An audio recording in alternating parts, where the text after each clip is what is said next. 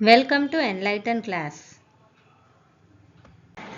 நம்ம டெய்லி யூசேஜுக்கு வரக்கூடிய ஒரு சில சென்டென்சஸை இங்கிலீஷில் எப்படி பேசலாம் அப்படின்னு பார்க்கலாம். என் கையை விடு. எங்கள் அப்பா உள்ளே இருக்காரு. My father is in. My father is in. In அப்படின்னா உள்ளே இருக்கிறத குறிக்கிறதுக்காக யூஸ் பண்ணுற ப்ரிப்போசிஷன். அதுவே எங்கள் அப்பா உள்ளே இல்லை அப்படின்னு சொல்கிறதுக்கு my father is not in. My father is not in.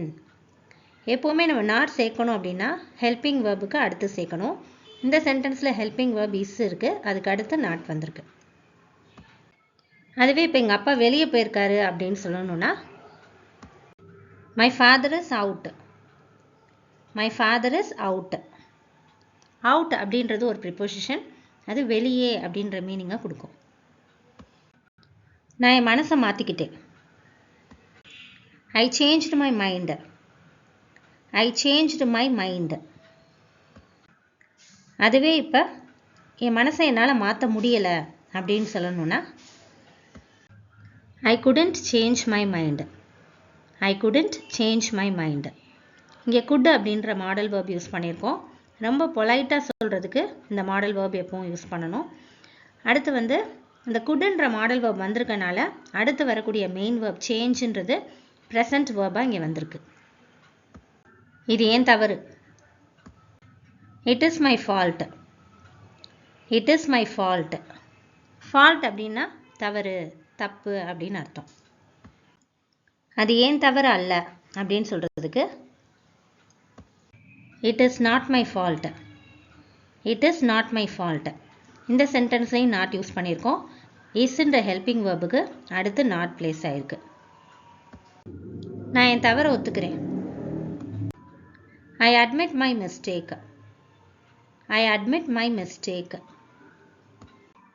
அது என் தவறுன்னு நான் நினைக்கல.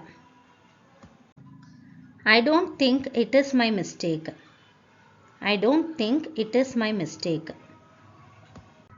அவர் என் யோசனையை ஏற்றுக்கிட்டாரு. He accepted my idea. He accepted my idea. Accepted அப்படின்னா ஒத்துக்கிறது, ஏற்றுக்கிறது. அவர் என் யோசனையை ஏற்கவில்லை அப்படின்னு சொல்கிறதுக்கு he did not accept my idea. he did not accept my idea. இங்கே didன்ற do verbs யூஸ் பண்ணியிருக்கோம். பாஸ்ட் ஃபார்மில் வந்திருக்கு. ஸோ அது ஒரு ஹெல்பிங் வேர்ப்ஸ் தான், ஹெல்பிங் வேர்ப்ஸில் ஒரு பார்ட்டு. ஸோ அதனால் அதுக்கப்புறம் நாட்டுன்றது பிளேஸ் ஆயிருக்கு. என் தலைவலி போய்விட்டது. My headache has gone. My headache has gone. அம்மாவால் வர முடியும். My mother can come. My mother can come. அம்மாவால் வர முடியாது அப்படின்னு சொல்கிறதுக்கு my mother can't come. My mother can't come. இங்கே கெனாட் அப்படின்றத காண்ட்டுன்னு ஷார்ட் ஃபார்மாக போட்டிருக்கோம். கேனுன்ற மாடல் வேர்புக்கு அடுத்து நாட் வந்திருக்கு. இந்த சென்டென்ஸை நெகட்டிவ் ஆக்குறதுக்காக நாம் நாட் சேர்த்துருக்கோம். நான் என் வேலையில் சோர்வாக இருக்கேன். I am tired of my work. I am tired of my work. அப்படி பேசாத. Don't talk like that. Don't talk like that. இனிமே எப்பவும் இப்படியே பேசு. Talk like this always. Talk like this always. நீங்கள் போக விரும்புகிறீங்களா? would you like to go?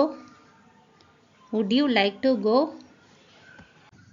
நீங்கள் போக விரும்பலையா அப்படின்னு கேட்குறதுக்கு wouldn't you like to go? wouldn't you like to go? இங்கே உட்ன்ற மாடல் வேர்புக்கு அடுத்து நாட் வந்திருக்கு. தந்தையை போல் மகன் அப்படின்னு ஒரு பழமொழி இருக்கு இல்லையா, அப்பாவுக்கு பிள்ளை தப்பாமல் பிறந்திருக்கு அப்படின்னு சொல்லுவாங்க இல்லையா. ஸோ அதுக்கு இங்கிலீஷில் like father like son. Like father like son. உன் வாயை மூடு. கோவத்தில் பேசக்கூடியது, அதை இங்கிலீஷில் எப்படி சொல்லலான்னு பார்க்கலாம். Hold your tongue. hold your tongue. உங்கள் விருப்பத்தை செய்யுங்க அப்படின்னு சொல்கிறதுக்கு make your choice. make your choice. என் முன்னால் நடந்து வா. walk ahead of me. walk ahead of me. ahead of அப்படின்னா முன்னாடி அப்படின்னு அர்த்தம். எனக்காக ஒரு முட்டையை வறுக்கவும். fry an egg for me. fry an egg for me. for me அப்படிங்கிறது எனக்காக அப்படின்ற மீனிங் கொடுக்கும். இது ஒரு ஃப்ரேஸ். நான் இப்போ என்ன செய்யணும்? what am I to do now? what am I to do now? நான் இப்போ என்ன செய்யக்கூடாது? what am I not to do now? what am I not to do now? அவ இப்போ தனியா இருக்கா. she is lonely now. she is lonely now. lonely அப்படின்னா தனிமையில் இருக்கிறது. அவ இப்போ தனியா இல்லை அப்படின்னு சொல்றதுக்கு she isn't lonely now. she isn't lonely now. I hope this helps you and thanks for watching.